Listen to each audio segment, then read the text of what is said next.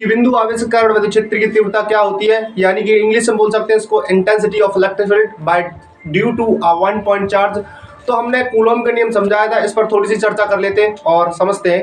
तो वैज्ञानिक कूलॉम ने बताया था कि यहाँ पर एक प्लस Q1 चार्ज रखा है और यहाँ पर दूसरा प्लस Q2 चार्ज रखा है।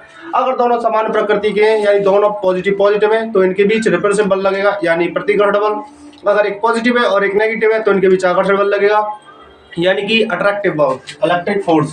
तो इनके बीच जो बल लगेगा वो बाहर की लगेगा क्योंकि दोनों पॉजिटिव है। इस बल का परिमाण निम्न समीकरण से व्यक्त होगा, F = 1/4 pi epsilon not Q1 Q2 upon R square. अगर मान लीजिए ये दोनों आवेश के परावर्तांक वाले माध्यम में रखें, यानी कि इनके बीच कोई माध्यम है जिसका परावर्तांक कैपिटल K है, तो इस समीकरण को इस तरीके से व्यक्त करेंगे, F = 1/4 pi epsilon not K Q1 Q2 upon R square. इसमें जो एप्सिलॉन नॉट है उसे हम निर्वात की वैद्युतशीलता कहते हैं, एप्सिलॉन नॉट को निर्वात की वैद्युतशीलता कहते हैं। और इसकी वैल्यू भी हमने आपको बताई थी, इसकी वैल्यू क्या होती है 8.85 10⁻⁻12 coulomb square upon newton metre square. इसकी वैल्यू मात्र हमने पहली वीडियो में बता दी थी। आज हम समझते हैं कि एक चार्ज के कारण इंटेंसिटी ऑफ इलेक्ट्रिक फील्ड क्या होती है, यानी कि विद्युत क्षेत्र की तीव्रता क्या होती है। मान लीजिए कि यहाँ पर कोई टॉपिक है हमारा विद्युत क्षेत्र की तीव्रता, विद्युत क्षेत्र की तीव्रता, विद्युत क्षेत्र की तीव्रता विद अ 1 पॉइंट चार्ज या बिंदु आवेश के कारण। तो बिंदु आवेश के कारण विद्युत क्षेत्र की तीव्रता समझते हैं, बिंदु आवेश के कारण क्या होती है। ये नेक्स्ट टॉपिक है हमारा कूलॉम के नियम के बाद। तो मान लीजिए कि यहाँ पर कोई प्लस Q आवेश है तो इसका एक इलेक्ट्रिक फील्ड फैला हुआ होगा क्योंकि इसने बल रेखाएं छोड़ रखी होंगी, विद्युत क्षेत्र में विद्युत बल रेखाएं होंगी। और अगर मान लीजिए इस आवेश से R बिंदु दूरी पर किसी बिंदु P पर हमें विद्युत क्षेत्र की तीव्रता ज्ञात करनी है, तो इसके लिए हम सिंपल सा फॉर्मेशन ध्यान रखेंगे कि बिंदु P पर मान लीजिए एक अन्य आवेश है जिसकी वैल्यू Q2 है, Q1 है सॉरी, तो इनके बीच कूलॉम के नियम से एक बल लगेगा जिसको हम जानते हैं। ये नियम, इस नियम से एक बल लगेगा, F = 1/4 pi epsilon not Q1 Q2 upon R square. लेकिन हम जानते हैं कि E बराबर क्या होता है, E बराबर F अपॉन Q1 या Q0 बोल सकते हैं। Q1 ये यहाँ से वैल्यू निकाल लेंगे F की, तो F की वैल्यू आ जाएगी, इसका गुणा इसमें कर देंगे तो F बराबर हो जाएगा EQ1।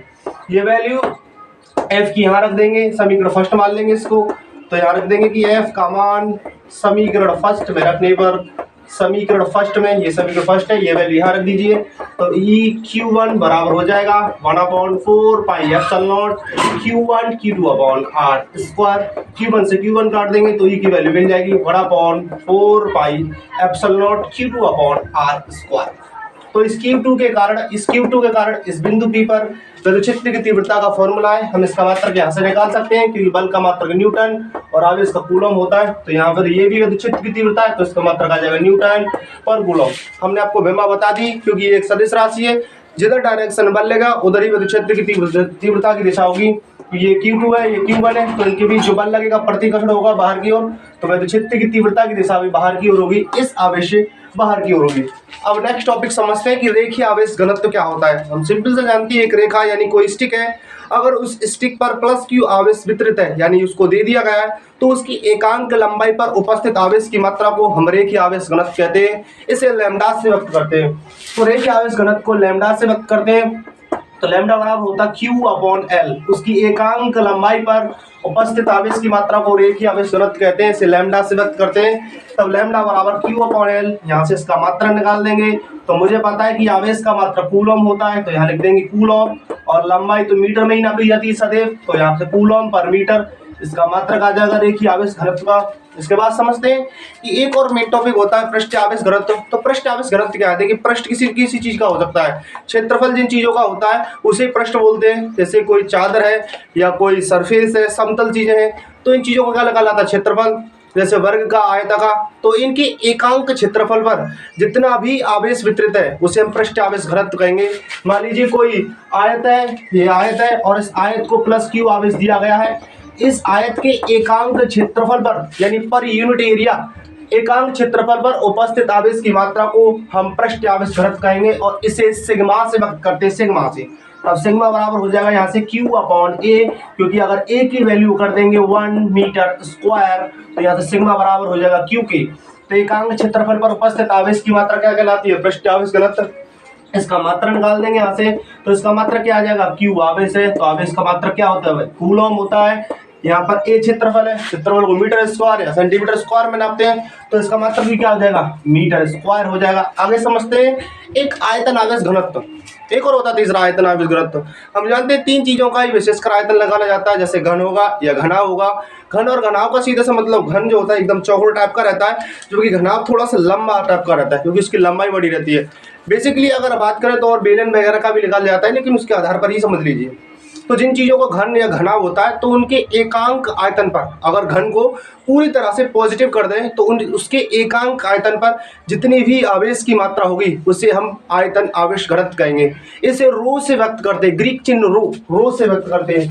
तब मुझे पता है कि इसको रो से व्यक्त करते हैं, तो रो बराबर इसका फॉर्मूला होता है Q/V, क्योंकि मुझे पता है अगर इसमें V की वैल्यू कर दें 1 मीटर क्यू, तो यहाँ से रो बराबर हो जाएगा Q के, यानी कि एकांक आयतन पर उपस्थित आवेश की मात्रा आयतन आवेश घनत्व कहलाती है। इसका मात्रा निकाल देंगे यहाँ से। इसका मात्रा क्या आ जाएगा भाई? इसका मात्रा आवेश का कूलम और नीचे आयतन का आ जाएगा मीटर क्यू, तो यहाँ से कूलम पर मीटर क्यू इसका मात्रा आ जाएगा। विमा भी निकाल देना आप यहाँ से। इसकी विमा क्या आ जाएगी? क्योंकि इसकी विमा क्यू की होती है 80 और इसकी नीचे L ऊपर जाएगी तो 80L-1 इसकी निकाल देंगे सेम। तो ये क्या, यही आयतन है, मीटर स्क्वायर में नापा जाएगा, तो ये जाएगी 80 और L स्क्वायर ऊपर ले जाएंगे तो L⁻² हो जाएगी। यहाँ से इसकी भी विमा निकाल देते हैं। आयतन आवेश घनत्व की क्यू की विमा क्या होती है? 80 विमा होती है, नीचे रख देंगे। आयतन की विमा LQ को ऊपर ले जाएंगे, तब यहाँ से ये हो जाएगा 80L⁻³ ये किसकी विमा आ गई? आयतन आवेश घनत्व की। नेक्स्ट टॉपिक में समझते हैं कि द्विध्रुव क्या होता है। देखिए नेक्स्ट टॉपिक्स में समझेंगे कि द्विध्रुव क्या होता है। जिस तरीके से हम जानते हैं पृथ्वी के 4 ध्रुव में, नॉर्थ, साउथ, उत्तर दक्षिण, या बोल सकते हैं उत्तर दक्षिण पूर्व पश्चिम, उसी तरीके से वैध द्विध्रुव क्या होता है इसके बारे में नेक्स्ट टॉपिक में चर्चा करेंगे। फिर मिलेंगे नेक्स्ट वीडियो के साथ, तब तक के लिए जय हिंद, जय भारत।